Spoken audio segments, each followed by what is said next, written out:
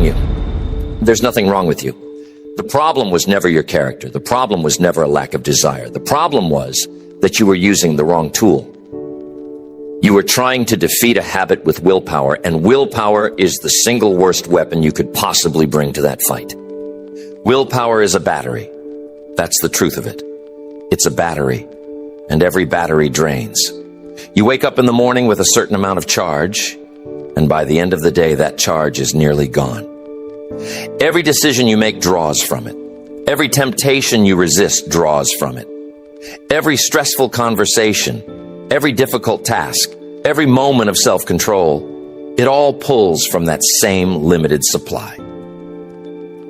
And so by the time evening comes, by the time you're tired and worn down and the day has taken its toll, you have almost nothing left. And that's precisely when the habit strikes. That's precisely when the craving shows up. Not in the morning when you're strong, in the evening when you're empty.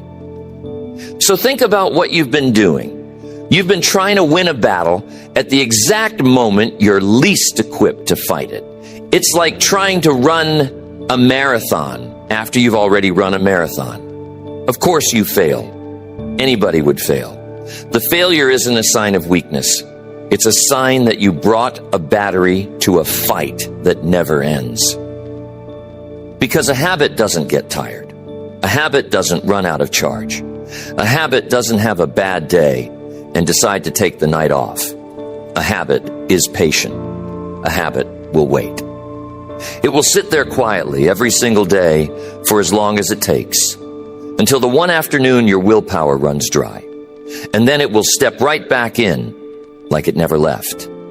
That's the mistake nearly everyone makes. They treat a bad habit like a duel. Me against the craving, my willpower against the urge. And they think whoever is stronger wins. But it was never a fair contest. And it was never supposed to be won that way. You cannot outdiscipline something that never sleeps.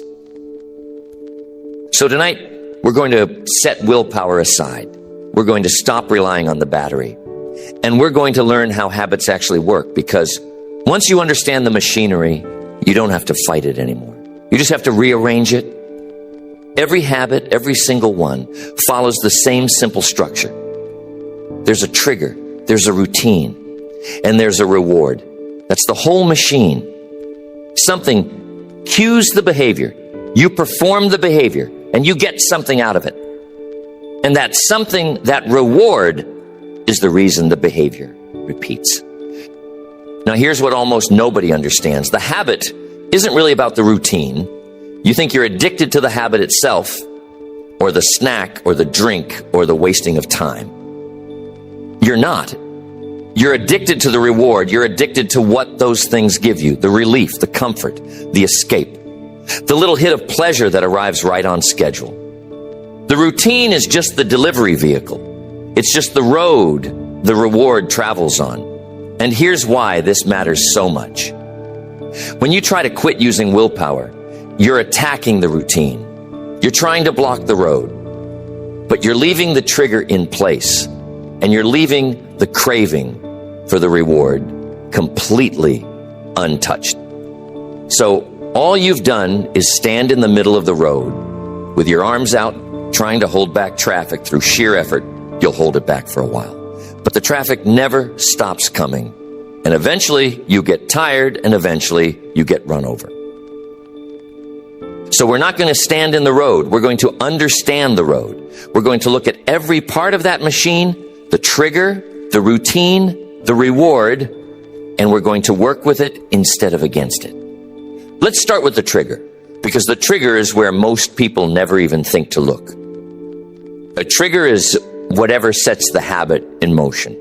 And triggers almost always fall into one of a few categories. There's a time of day, there's a location, there's an emotional state, there's the people around you, and there's the action that came right before.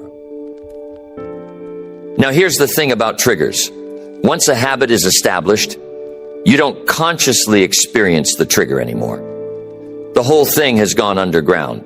You don't think it's 3 o'clock, and 3 o'clock is when I always eat something sweet, so now I feel a craving. No, you just suddenly find yourself standing at the cupboard with no memory of deciding to walk there. The trigger fired, the craving rose, the body moved, and your conscious mind wasn't even invited to the meeting. That's what makes triggers so powerful and so invisible. They operate below the surface. And you cannot change something you can't see. So the first real work before you change anything at all is simply to become a detective in your own life, to watch yourself, to catch the habit in the act and ask, what happened right before this? Where was I? What time was it? Who was I with? What was I feeling? I want you to understand that this observation alone, this simple act of watching, is more powerful than all the willpower you've ever mustered. Because a habit performed in the dark has all the power, and a habit dragged into the light starts to lose it. The moment you can say, there it is, that's my trigger. Every time I feel stressed after a phone call, I reach for the same thing. You've taken the first real step toward freedom. Most people never take that step. They jump straight to fighting the routine. And they wonder why it never works. It never works because they're fighting the caboose and ignoring the engine. The engine is the trigger. And once you find the engine, you have options you never had before. Because here's one of the most powerful things you can do. You can eliminate the trigger entirely. Not resist it. Not overcome it. Eliminate it. Make it so the habit never even gets the signal to begin. Say your habit is eating something unhealthy every evening while you sit in a particular chair. You've watched yourself and you've noticed that it's not really about hunger. It's the chair. It's the time. It's the routine of sitting down and reaching for the snack that's always right there on the side table. The chair is the trigger. The snack being within arm's reach is the trigger. So you don't sit in that chair for a while. You don't keep the snack in the house. You don't put it on the side table. You've removed the engine. And now when evening comes, the machine has nothing to start it. There's no signal. There's no craving standing at attention. Because the thing that summoned it isn't there anymore. You didn't fight the habit. You quietly starved it of its beginning. This is what I mean when I say we're building architecture instead of relying on willpower.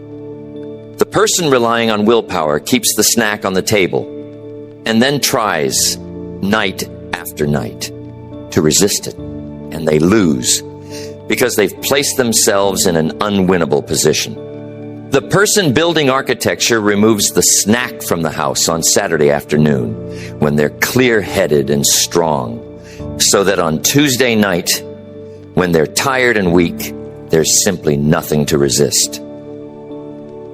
Do you see the difference? One person is fighting the same battle every single evening, over and over, forever. The other person fought it once, in a grocery store, in a calm moment, and never has to fight it again. That's not a stronger person. That's a smarter arrangement. But sometimes you can't eliminate the trigger. Some triggers are woven into your life. You can't eliminate stress. You can't eliminate every difficult emotion.